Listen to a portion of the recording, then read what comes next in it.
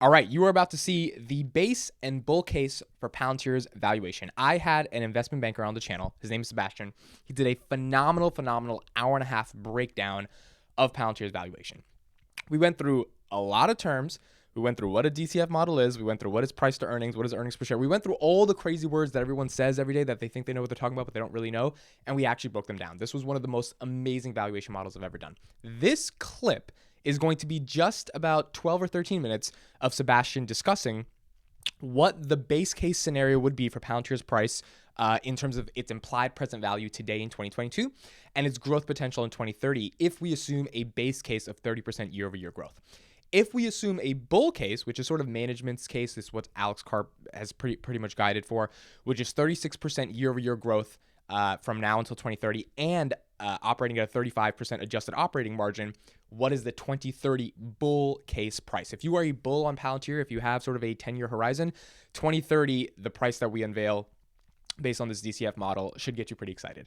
The base case is not that exciting, even though it's still a pretty decent return, but we talk about both of those scenarios. Now, this is just a clip for those people who just want to see the price. If you actually want to see the entire way we get to the price, I would highly recommend watching the entire model because there's a lot of technical terms that we go through chronologically for Sebastian to ultimately come to his conclusion for why these prices are these prices. And I think if you're just, someone who wants to be educated on Palantir and like an invested shareholder, it would to kill an hour of your time to know every single number involved in the company in terms of dilution, SPAC investments, all this stuff that goes into the model for how we get to a 2030 base and bull case, then I think it would be important to watch the whole thing.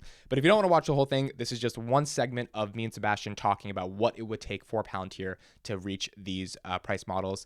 And hint, 2030 bull case, if we're able to get it done, if they're able to execute, which is 8 years from now, but if they're able to do it, and if you believe in their vision, it will be a nice return.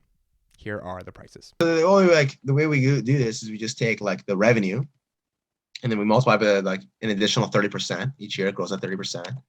Does the same thing all the way till 2030, get to 16 billion. Right. And then let's see here. Yeah, and adjusted operating income is just taking the 30% margin, and it's 30% of revenue. That's how you get the adjusted operating income.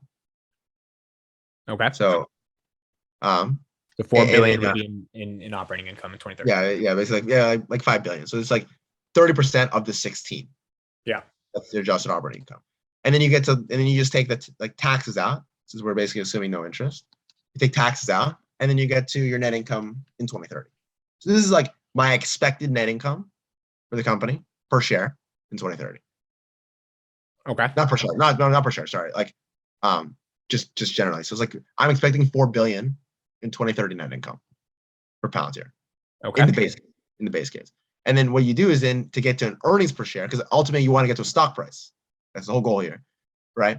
So what you want to do is you want to take like the earnings per share, which you get that by saying, okay, like take the net income, and then if today they're at 2.2 billion shares outstanding, and each year we assume that share count's going to grow by 30%. That means by 2030 they have about 2.9 billion shares outstanding. That's a lot of shares. 2.9 billion shares outstanding. So all you do to get to the earnings per share is you take the net income, which is the 3.84 billion, and then you divide it by the 2.9 billion in shares outstanding, and you get to an adjusted earnings per share, because this takes out stock-based comp, of $1.34. That's my expectation in the base case for Palantir. Okay. And then from there, you say, okay, this goes into the multiple. Then you just say, okay, what multiple are we going to pay on this? That's what was going into like the whole growth rate idea. Like, what are they growing at? What's their margin profile at? So that's why we assume if they're going to grow in the base case at 30%, then let's say they warrant a 2.5 times price to earnings growth multiple, which would mean 30% times 2.5, which gets you to the 75 times. Right. And then that gets you to a 2030 share price of $100. This is why I say I'm not a bear. But when the share price was at $25, I was trying to like tell everybody, if I'm using what management thinks is going to happen, like cut back their adjusted operating margin from 35% to 30%. This is like a pretty standard base. It's pretty standard for a base case. I can only see at like $25 a 4x return. Good, not great. The S&P will likely return 2 times in the next Usually like, they grow at like 8 to 10% per year. S&P, which means that every 7 years the S&P will double. That's expected. Right. So why buy a company that's gonna 4x when you can buy another company that might 5, 6, 7, 8x? The opportunity cost exists. Right. That's why I've been like, that's where I get like, people think sometimes I'm a bear. I'm not a bear, but I like the opportunity cost when it was at 25 was not great in my opinion. Now, when it's at 13, I feel like you might be a little bit more excited. Exactly. Like when it hit like $11 today, like now you're thinking to yourself like, this doesn't make sense. Right. Like this doesn't make sense. Now like, and you can get like, this applies to 6 times price to sales multiple. That could be very low, like especially for a software business. Like we had talked about, like they'll usually trade at 20 times. But a lot of these put the number at 20. What happens? Oh, this is implied. So if you put the number at 20, you would say, okay, so it would take 20 times, and you take 20 times their 16 billion in revenue, 323 stock price in 2030. If there is an implied 2030 price to sales of 20, you're saying software usually, oh yeah, we talked about that, usually 15 to 20. Now yeah, it's because a lot of those software companies, like they're very like young or new. Not new, that's not the right word. They're growing really fast. Like for example, like Snowflake, I forget what it was. Like now I don't know what it is, but it's definitely over 100. I think it's over 100, their price of sales. They're growing though, their revenue like 100%. And that's going to come down. So like if you look at like big tech, right? Big tech price of sales is like gotcha. 10.5. And now like that's why this multiple could be a little bit lower, right? Like for example, like Amazon trades at 3 times. Right. But that's also because they have like the e-commerce business. Like Azure is like the true software part of it, right? Not Azure, sorry, AWS, like the true software part of it. But because they have e-commerce, that's why their price of sales is like much lower than some of these others. But historically, you're seeing like 10.5 times, But if you take out NVIDIA, the average is 7.7.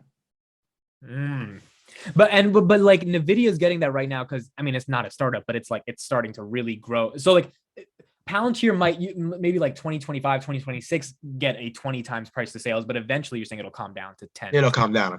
I could be wrong on the price of sales, but the thing that keeps getting me like thinking that I'm not is because if I increase the price of sales, that means that the price to earnings is also going to increase. Does that make sense? Like, so let's go back to the example. You say like 20 times, right? Let's go back to 20 times and say on 20 times, what is the stock price? That's the 323 we got. But what is the implied then price to earnings? Well, then you take the 323, divide by the 134, 242 times earnings. You're not going to pay that. Like that's why I say like that doesn't make sense. I'm okay with the price of sales multiple being a little bit less than big tech if my price to earnings multiple makes sense, which I think it does. Okay. And then you get to like an implied present value of like $36. What does that mean? So just it says like the concept here is saying the future value in 2030 is $100. That's what we're forecasting here. Yes. If the future value is $100, then the periods between now and 2030, that's 9 years, because you just basically ended 2021. So there's 9 years between there. And then you have what's it called, like your discount rate, which is 12%. So you basically take the 100, and then you each year discount that back by 12%. Does that make sense? So like, that the implied present value, does that mean it should be $36 today, the share price? What does present value mean? Exactly. That's what. If you want a 12% return per year until 2030, then you're willing to pay $36. But so I'm confused about this because you're saying you at $25, you were like, it's only a 4x return. That's crap. But if you're saying it's worth $36 right now, 36 to 100 is only a 3x return. Right. But at 25 though, like, so what I'm getting at here is saying, okay, let's take this 36, right? Each year you expect that to grow. If your discount rate is 12%. Yes. That means you expect 12% annual growth. That's not a lot. A lot. So that means that you do plus 12%, and then you take it to the number of periods, which is again that the nine years between 2030 and 20, you get the same amount. But does that mean it's undervalued then? If it's even if at 25, was it undervalued? If No, it's undervalued. That's why I was a buyer, because at 25 it was still undervalued. It's just the return is not as great. Right. Okay. That's what I'm saying. Like at 25, the return is only 4 times. Versus like in a Tesla's case, like Palantir makes up 20% of my portfolio.